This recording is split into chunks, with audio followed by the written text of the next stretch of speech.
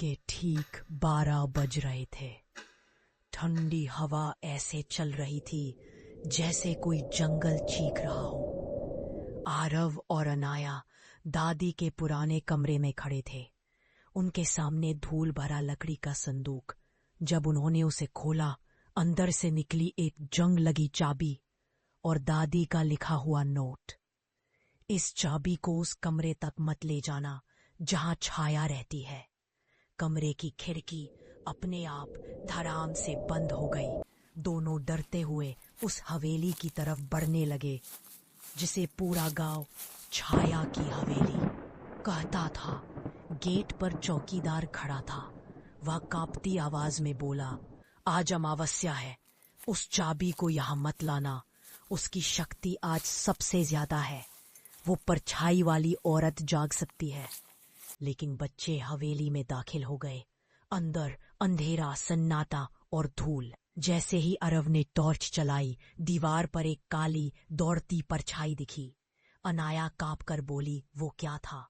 Arab ने कहा, शायद रोशनी का असर। लेकिन चाबी अपने आप अरव की जेब से गिरकर गलियारे में आगे लुढ़कने लगी, मानो बुला रही हो। वे हवेली के आखिरी कमरे तक पहुंच गए। दरवाजे पर काले हाथों के निशान थे। अरव ने कांपते हाथों से चाबी ताले में।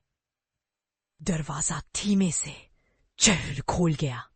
कमरा बर्फ जैसा ठंडा था। एक टूटी कुर्सी, एक टूटा आईना और दीवारों पर काले निशान। अचानक आईने में एक सफेद चेहरे वाली काली परछाई उभरी। वह आरव के पीछे खड़ी थी। अनाया चीख उठी, आरव पीछे! परछाई लंबी होती गई। उसकी आंखें बिल्कुल काली और उसकी आवाज ठंडी फुसफुसाहट में ही है। तभी चौकीदार अंदर भागा, आईने से नजर मत मिलाना। लेकिन देर हो चुकी थी। अनाया की नजर आईने से मिल चुकी थी। परछाई उस पर झपटी।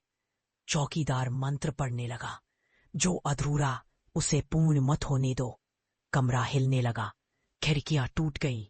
परछाई चीख रही थी और आरव ने डर के मारे चाबी हवा में उछाल दी। तेज सफेद रोशनी फैली। परछाई आईने में खींचती चली गई और आईना हजारों टुकड़ों में टूट गया। सब शांत हो गया। सुबह तीनों हवेली से बाहर निकले, पर जब चौकीदार ने टूटा आईना देखा, उसके टुकड़ों में काली परछाई अभी भी हिल रही थी।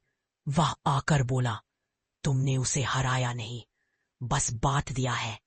अब वो आईने के हर टुकड़े में है और दुनिया में कहीं भी हो सकती है। हवा फिर से ठंडी हो गई और कहानी यहीं खत्म होती है।